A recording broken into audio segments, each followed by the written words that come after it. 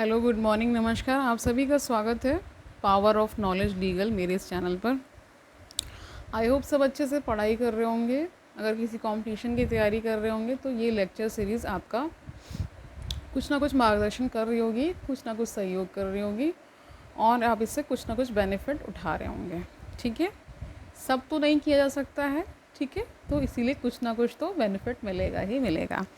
तो आज हम बहुत ही एक इम्पॉर्टेंट चैप्टर, बहुत ही इम्पॉर्टेंट टॉपिक डिस्कस करने वाले हैं, दैट इज़ फंडामेंटल ड्यूटीज़। ठीक है, ये फंडामेंटल ड्यूटीज़ जो हमारा कॉन्स्टिट्यूशन जब बना था तब नहीं थी, बाद में ऐड हुई। ठीक है, 42nd अमेंडमेंट के द्वारा ऐड की गई। तो जानते हैं इसके बारे में कुछ, क्यों ज़रूरी हैं, क्यों लाया गया इन्हें कॉन्स्टिट्यूशन में अमेंडमेंट करके। ठीक है, जानते हैं, शुरू करते हैं। Though the rights and duties of the citizens are correlative and inseparable, the original constitution contained only the fundamental rights and not the fundamental duties. In other words, the framers of the constitution did not feel it necessary to incorporate the fundamental duties of the citizens in the constitution. However, they incorporated the duties of the state in the form of directive principles. ठीक है, अब जानते हैं इन 1976 क्या हुआ। ठीक है, fundamental duties of citizens were added in the constitution in 2002। एक और पहले 10 थी, फिर एक और ऐड कर दी गई थी 86 अमेंडमेंट ला करके।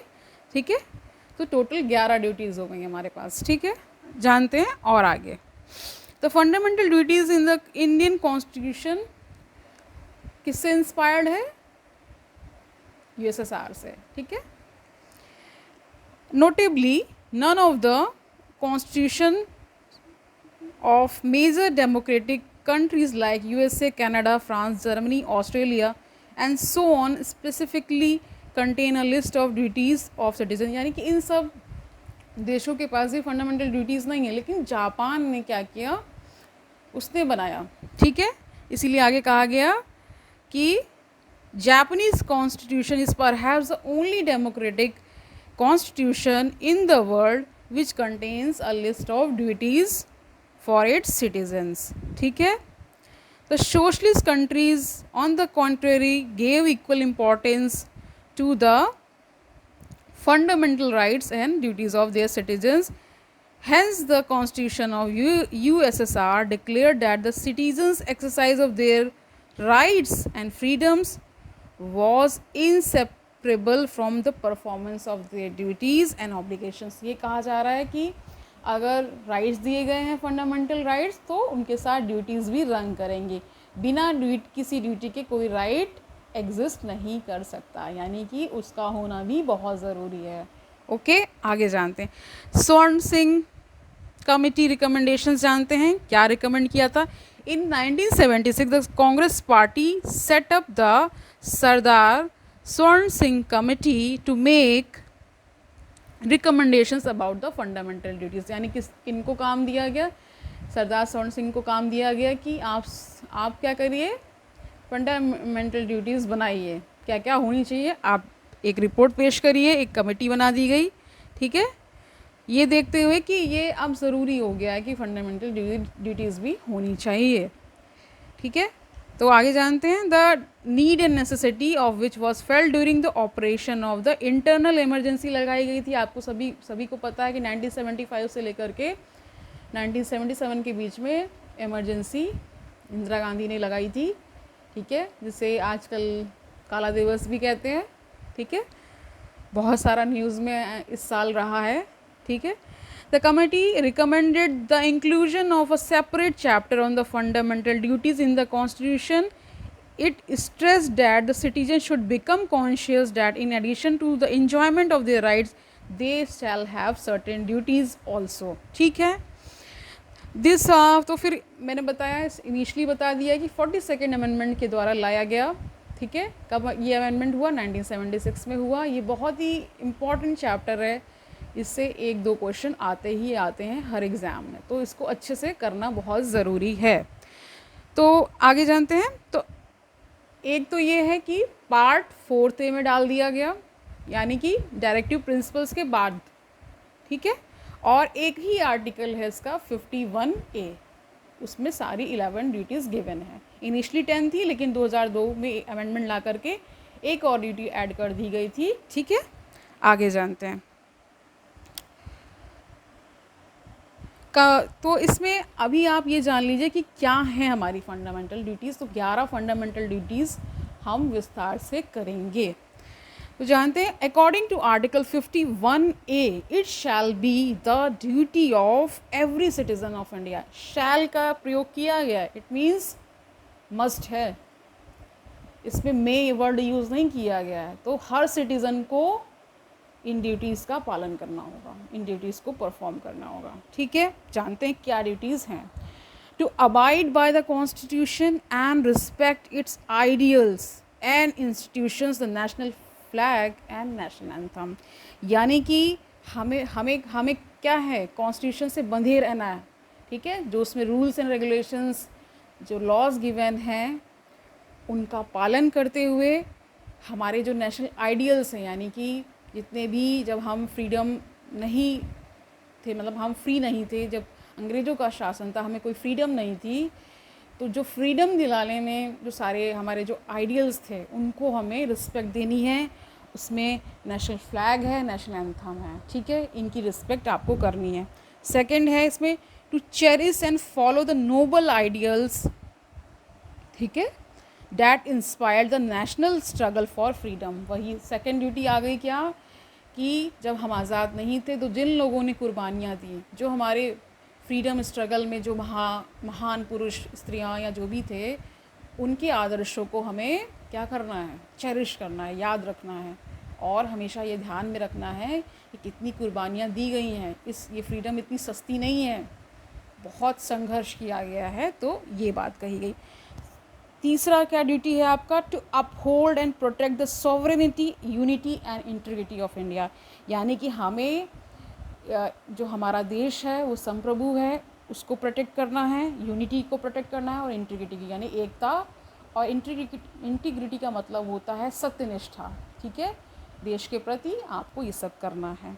टू डिफेंड द, अगली चौथी ड्यूटी क्या है, to defend the country and render national service when called upon to do so. अपनी कंट्री को हमें डिफेंड करना है। ठीक है, और जब आवश्यकता पड़े तो नेशनल सर्विस के लिए भी चले जाना है, यानी युद्ध की स्थिति में हमें तैयार रहना है कि अगर अपनी जान की बाजी भी लगानी पड़े तो हम तैयार हैं। ये कहता है फोर्थ ड्यूटी।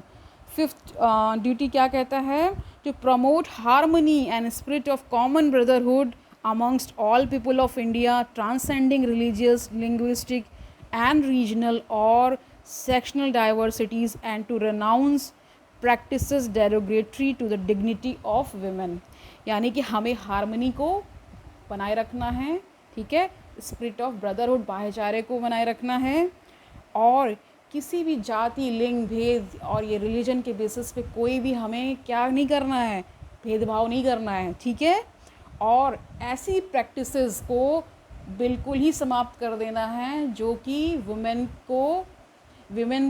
मतलब कह रहे हैं डेरोगेटरी, तो वुमेन का मतलब हो जाता है जो कि एक महिला के सम्मान, महिलाओं के सम्मान को जो नीचा दिखाते हैं, ऐसी प्रैक्टिसेस को रनाउंस कर देना है, यानी कि कंप्लीट रिमूवल, बिल्कुल समाप्त कर देना है। ठीक है, आगे जानते हैं।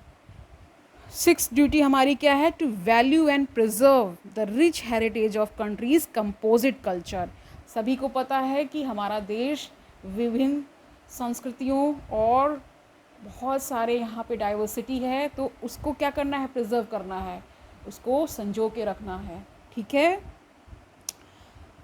अगला जानते हैं, यानी कि सेवन ड्यूटी क्या कहती है, to protect and improve the natural environment including forest, lakes, rivers and wildlife, and to have compassion for living creatures। इसमें क्या कह रहे हैं कि हमें अपना नेचुरल एनवायरनमेंट को प्रोटेक्ट करना है, यानी कि जो हमारा, जहाँ हम रहते हैं, जिस एनवायरनमेंट में रहते हैं, मतलब गार्डन्स, बाग बगीचे, पेड़ पौधे, इनको प्रोटेक्शन करनी है, लेक्स का प्रोटेक्शन करना है, रिवर्स का प्रोटेक्शन करना है, वाइल्ड लाइफ को भी प्रोटेक्ट करना है, और हमें कंपैशन दिखाना है किनके प्रति, जीवों के प्रति दया भाव रखना है, उन्हें ऐसी नष्ट नहीं होने देना है, उनका प्रोटेक्शन करना है, प्रिजर्वेशन करना है। ठीक है, एड्स क्या कह रहा है? To develop scientific temper, humanism and spirit of inquiry and reform. हमें साइंटिफिक टेम्परामेंट से काम करना है, अंधविश्वासों में नहीं पढ़ना है। ह्यूमैनिज्म यानी कि मानवतावाद को प्रोटेक्ट करना है, उसको बढ़ावा देना है, ठीक है, डेवलप करना है। और स्पिरिट ऑफ इंक्वायरी यानी कि जो हम क्वेश्चनिंग वाला हमारा एटीट्यूड होना चाहिए, क्योंकि जहाँ साइंस होती है वहाँ क्वेश्चन पूछे जाते हैं ना, तो ऐसा टेम्परामेंट हमें डेवलप करना है और रिफॉर्म करते रहना है, यानी कि सुधार करते रहना है। अगला जानते हैं, ठीक है। 9th ड्यूटी क्या कहती है? To safeguard public property and to abjure violence, यानी कि पब्लिक प्रॉपर्टी को सेव करना है, नष्ट नहीं करना है, ठीक है, और वायलेंस को बिल्कुल ही समाप्त कर देना है। ये कोशिश करना है कि कोई भी वायलेंस ना क्रिएट हो, ठीक है। 10th ड्यूटी क्या कहती है? To strive towards excellence in all spheres of individual and collective activity so that the nation constantly rises to the higher levels of endeavor and achievement, ठीक है। तो ये क्या कह रहा है? 10th ड्यूटी क्या कह रहा है कि हर स्फीयर पे, यहाँ के मतलब हर एरिया पे हमें क्या करना है? एक्सेलेंस अचीव करने की कोशिश करनी है।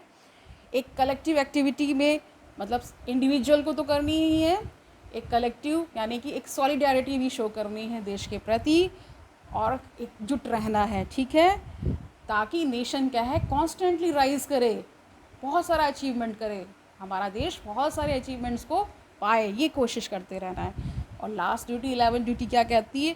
To provide opportunities for education to his child और ward between the age of 6 and 14 years. ये हर माता पिता की जिम्मेदारी होगी, ड्यूटी होगी कि अपने चाइल्ड को वो पढ़ाएंगे, उनके लिए अपॉर्चुनिटीज़ क्रिएट करेंगे। किसके किसके बीच में? 6 to 14 ईयर्स, यानी ये कंपलसरी एजुकेशन कर दी गई है। इसी के तहत राइट टू एजुकेशन एक्ट 2005 का भी आ गया था, ठीक है। इसी ड्यूटी को लॉ में फर्दर चेंज कर दिया गया, यानी कि इसी से ये निकल रहा है, इसी से फ्लो हो रहा है, ठीक है। और ये जो ड्यूटी डाली गई थी, ये 86 कॉन्स्टिट्यूशनल अमेंडमेंट 2002 के द्वारा डाली गई थी, और फिर 2005 में एक नया कानून ला दिया गया जो कि फंडामेंटल राइट बना दिया गया एवरी चाइल्ड का, that is right to education, RTE इसको शॉर्ट में बोलते हैं, ठीक है। ये आपकी 11 ड्यूटीज़ हो गई, समझ लिया हमने। अब जानते हैं कि इसके फीचर्स क्या हैं, थोड़ा सा शॉर्ट में जान लेते हैं कि some of them are moral duties, सभी को पता है, नैतिक जिम्मेदारियां हैं, while some other are civic duties, यानी कि समाज में जो चीज़ ज़रूरी है उसको भी इंकॉर्पोरेट किया गया, जैसे कि अपने नेशनल एंथम की रिस्पेक्ट करना, नेशनल फ्लैग की रिस्पेक्ट करना, ये सब करना है, ठीक है। जैसे डायरेक्टिव प्रिंसिपल्स नॉन जस्टिसेबल हैं, यानी कि इनको कोर्ट्स में इन्फोर्स नहीं कराया जा सकता, वैसी फंडामेंटल ड्यूटीज़ भी हैं और इनका इन्फोर्समेंट कोर्ट्स में नहीं हो सकता। ये नैतिक एक तरह से जिम्मेदारी एवरी सिटीज़न की है कि वो इन सब ड्यूटीज़ का पालन करे। थोड़ा सा क्रिटिसिज्म जान लेते हैं फंडामेंटल ड्यूटीज़ का, क्योंकि कुछ भी होता है तो उसका क्रिटिसिज्म तो होता ही होता है। तो जानते हैं क्या क्रिटिसिज्म है? The list of duties is not exhaustive, मतलब ये माना जा रहा है यहाँ पे कि पर्याप्त नहीं है, अंतिम नहीं है, ठीक है, ये है। As it does not cover the important duties like casting vote, paying taxes, family planning and so on. इन्होंने कहा कि इम्पॉर्टेंट जैसे कास्टिंग वोट को फंडामेंटल ड्यूटी नहीं किया जाए, यानी जो आप वोट देने जाते हैं उसको कंपलसरी और ड्यूटी के अंतर तक नहीं लेकर के आ गए। पेइंग टैक्सेस को नहीं लिया इन्होंने, और family planning and so on. In fact the duty to pay taxes was recommended by the Swaran Singh committee. लेकिन ये कह रहे हैं साथ साथ में कि स्वर्ण सिंह कमेटी ने क्या किया था कि टैक्सेस को जो हम लोग पे करते हैं उसको बना देना चाहिए था फंडामेंटल ड्यूटी, लेकिन नहीं बनाया गया, इसको छोड़ दिया गया था, ठीक है। ये तो एक क्रिटिसिज्म हो गया। और दूसरा बता रहे हैं कि some are very vague, ambiguous, यानी कि बहुत ही संशय है उनमें, जैसे कि डिफ़िकल्ट टू अंडरस्टैंड भी है, कॉमन मैन को समझ में के बाहर उनको लगता है कि जैसे कि एक इंटरप्रिटेशन से नोबल आइडियल्स, पता ही नहीं है लोगों को कि देश कैसे आज़ाद हुआ, क्या उनके पीछे का स्ट्रगल है, ये सब चीज़ें इनकॉर्पोरेट करने में थोड़ा सा दिक्कत आती है कॉमन सिटीज़न को, कि जो पढ़े लिखे नहीं हैं, अभी जो इंडिया में जो भी लिटरेसी रेट है उसमें जो इलिटरेट पीपल हैं उनको उनके बारे में अब नहीं नॉलेज है ज़्यादातर लोगों को। ये एक तरह से इसका क्रिटिसिज्म है। They have been describe by the critics as a code of moral precepts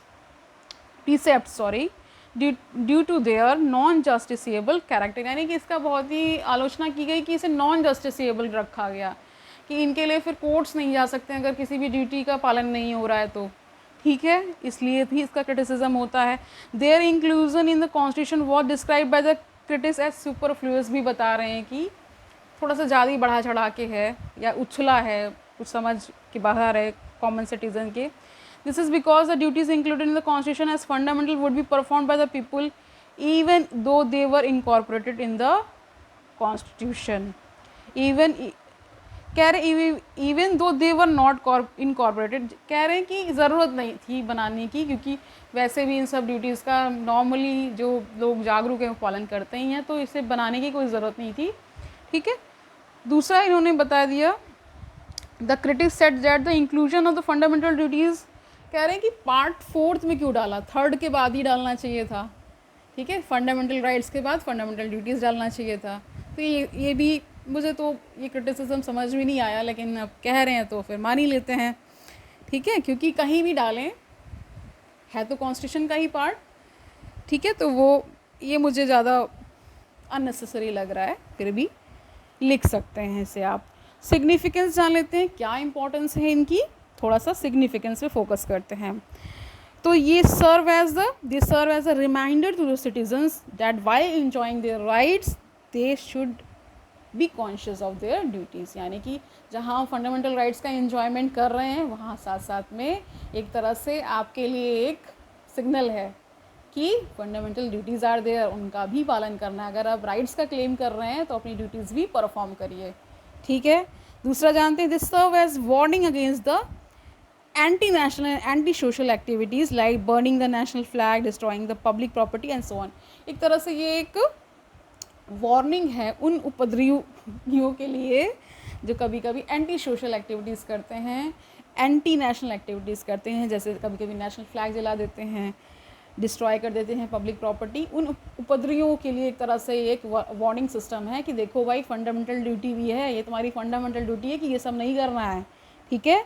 तीसरा जानते हैं, this serve as a source of inspiration for the citizens and promote a sense of discipline and commitment among them, यानी कि एक sense of discipline आता है, क्या हमारी फंडामेंटल ड्यूटी है देश के प्रति, और एक कमिटमेंट का भाव भी है कि हमारा देश क्या है, इन सब चीज़ों से भी बनता है कि अगर राइट्स का क्लेम कर रहे हैं, अगर हम ड्यूटीज़ भी परफॉर्म करेंगे तभी राष्ट्र जो हमारा है वो सुदृढ़ होगा और सुंदर बनेगा और ज़्यादा हायर अचीवमेंट अचीव करेगा, ठीक है। आगे जानते हैं, they help the courts in examining and determining the constitutionality of the and the validity of the various laws, यानी कि आप ये जान रहे होंगे, जैसे मान लीजिए इसमें हमें इन्वायरमेंट को प्रोटेक्ट करने के लिए ड्यूटी बना दी गई, अब उससे लॉ भी आ रहा है, ठीक है। आप सभी जानते हैं इन्वायरमेंट प्रोटेक्शन एक्ट 1986 का है, तो इससे बहुत सारे लॉज भी फ्लो किए हैं, इससे ही निकल कर आए हैं। तो एक तरह से कोर्ट्स को एक तरह से हेल्प करता है कि एग्ज़ामिन करने में कि ये कॉन्स्टिट्यूशनली वैलिड है कि नहीं है, जो हम चीज़ें ला रहे हैं, जो भी लॉज बना रहे हैं, ठीक है। HR Gokhale, the then law minister, gave the following reasons for the incorporation of the fundamental duties. बहुत सारी उन्होंने बता दी थी क्योंकि इमरजेंसी लगी थी, उसके बाद ये लाए गए कि ये सारे ड्यूटीज़ होंगे ताकि हमारा जो देश है वो आगे हायर अचीवमेंट्स को अचीव करता रहे। तो Indira Gandhi, the then prime minister, justified the inclusion of fundamental duties in the constitution and argued that their inclusion would help to strengthen the democracy. She said the moral value of fundamental duties would be not to smoother the rights but to establish a democratic balance between the duties and the rights, ठीक है, एक balance भी create करता है, ठीक है। Opposition in the parliament strongly opposed the inclusion of fundamental duties in the constitution by the Congress government. However, the new Janata government headed by Morarji Desai in the post-emergency period did not anal the fundamental duties. तो जो opposition उस समय का था तो वो oppose कर रहा था कि फंडामेंटल ड्यूटीज़ नहीं होनी चाहिए, ठीक है। लेकिन जब इनकी गवर्नमेंट आ गई, न्यू जनता गवर्नमेंट 1977 में आई थी, तो उसने इसको ख़त्म नहीं किया, समाप्त नहीं किया था। Notably the new government sought to undo many changes introduced in the constitution by the 42nd Amendment Act 1976, ठीक है, through the 43rd Amendment Act 1977 and the 44th Amendment Act 1978. This shows that there was an eventual consensus on the necessity and desirability of the inclusion of the fundamental duties in the constitution. This is more clear with the addition of one more fundamental duty in 2002 by 86 Amendment Act. ठीक है, ये समझ गए होंगे। Verma committee observations देख लेते हैं, important है, कभी कभी पूछ सकते हैं। The Verma committee on fundamental duties of the citizens 1999 यानी 1999 में क्या किया गया, वर्मा कमेटी बनाई गई। Identified the existence of legal provisions for the implementation of the some of the fundamental duty, जैसे the prevention of insults to national honour act prevents the disrespect to the constitution, the national flag and the national anthem. मैंने बताया ना कि जैसे इन सब जो duties given हैं उनसे ही उन्हीं को ध्यान में रखते हुए कि उनका सुदृढ़ता से पालन हो। अगर कोई फंडामेंटल ड्यूटीज़ का पालन नहीं भी कर रहा है तो लॉ बना दिया गया प्रॉपर। तो लॉ जब बन जाता है, मतलब एक कठोर कानून भी बन जाता है, उसके तहत आप पनिश भी कर सकते हैं, तो डर से भी कुछ लोग करेंगे। तो इसीलिए इन्हीं से फ्लो करता हुआ बहुत सारे कानून भी बना दिए गए, अगर इनका वायलेशन होगा तो आप कोर्ट्स में पनिश किए जा सकते हैं, ठीक है। इसी तरह और भी बहुत सारी चीज़ें, जैसे अनलॉफुल एक्टिविटीज़ प्रिवेंशन एक्ट है, protection of civil rights act है, ठीक है, इस तरह से सो ऑन। जैसे wildlife protection act 1972 prohibits trade in rare endangered species, ठीक है। तो आज के लिए इतना ही रखते हैं। आई होप आपने समझा होगा, बहुत इन्जॉय किया होगा सेशन को। बहुत ही सुंदर है हमारा संविधान, बहुत ही प्यारा है, और क्योंकि मैं लॉ की स्टूडेंट रही हूँ तो मुझे स्पेशली अपना संविधान बहुत ही सुंदर, बहुत ही प्यारा, बहुत ही कह सकते हैं कि दिल के करीब मैं मानती हूँ। और मैं ये भी मानती हूँ कि ज़रूरी नहीं है कि आपने लॉ किया हो या आप लॉ के स्टूडेंट हो या लीगल फ्रेटर्निटी को बिलोंग करते हो तभी आप कॉन्स्टिट्यूशन जाने।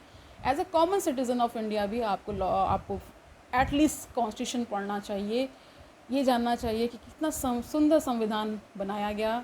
हमारे जो कॉन्स्टिट्यूशन जो फ्रेमर्स थे वो कितने बुद्धिजीवी थे, कितने इंटेलेक्चुअल्स थे, और जो हमारा फ्रीडम स्ट्रगल रहा है वो कितना अद्भुत है, वो भी जानना चाहिए। वो भी हम कभी करेंगे जब हम लीगल हिस्ट्री पढ़ेंगे, फ्रीडम स्ट्रगल पढ़ेंगे, तो हम ये जानेंगे।